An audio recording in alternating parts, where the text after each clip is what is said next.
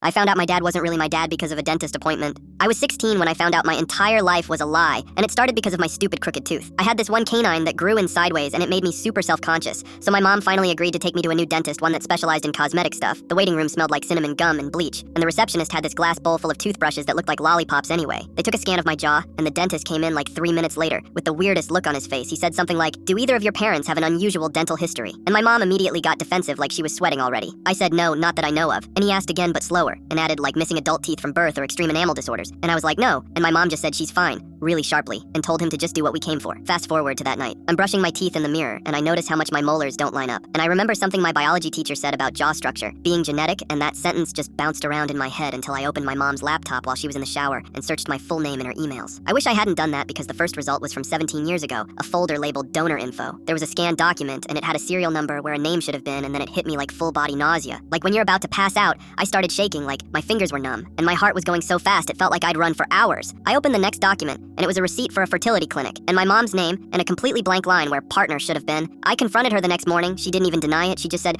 "I was gonna tell you after graduation, like it was some birthday surprise, not the collapse of my entire identity." And then she added, "He didn't want to be contacted anyway." And I was like, "He who?" And she said, "The donor." And that word made me feel sick, like I was a lab project, not a person. She tried to hug me, and I backed away, and she whispered, "You're still my daughter." But it didn't feel like it, not anymore. Not when half of me came from a stranger with a number instead of a name. And the worst part is, I still haven't told my dad, the man who raised me, the man who calls me Peanut and braids my hair when I'm stressed. He has no idea. And every time he laughs with me, it feels like I'm lying to him, even though I didn't ask for this. So tell me, if you were me, would you tell him? Would you rip his heart out with the truth? Or would you keep living inside a lie just to protect the only real parent you've ever had?